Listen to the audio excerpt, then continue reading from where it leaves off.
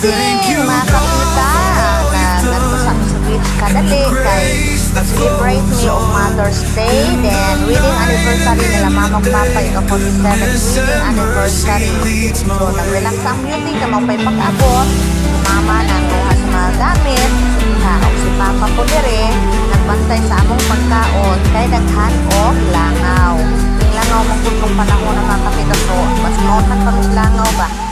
Papa nagbantay nga, naghimo si mama sa puto.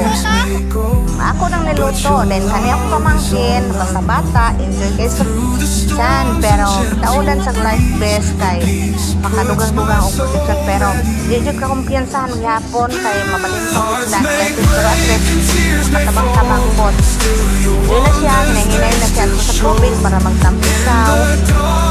Iya ko niya kauban si Ate Big Girl.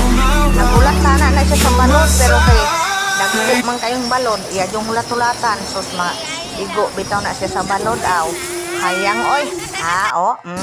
Dali-daling inahan. Ang mga wanggit spot, lingkod-lingkod lang.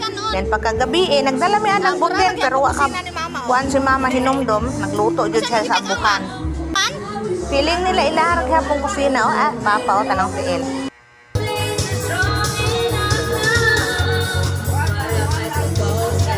Ganahan naghapon sila ng buhan. So pagkahumanog luto, nanihapon na. Tapos pag humagkaon, among singer, si Glenn.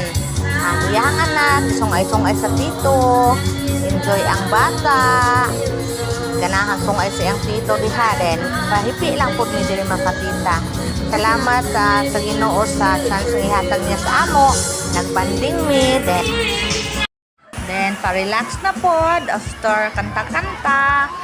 Tanaw na po sa beach. Then, ang mga bata, kanang mga nag-color diha o kanang orange o blue. Mapamangkin ko na, balik na po sila gligo. Hantod alas 10, ang mga bata, maragwa dyan, di pang tugnaw. Enjoy ang life, naka-relax po si Tita Net o ang mga mama. Kung mga manghod o ako mama, relax.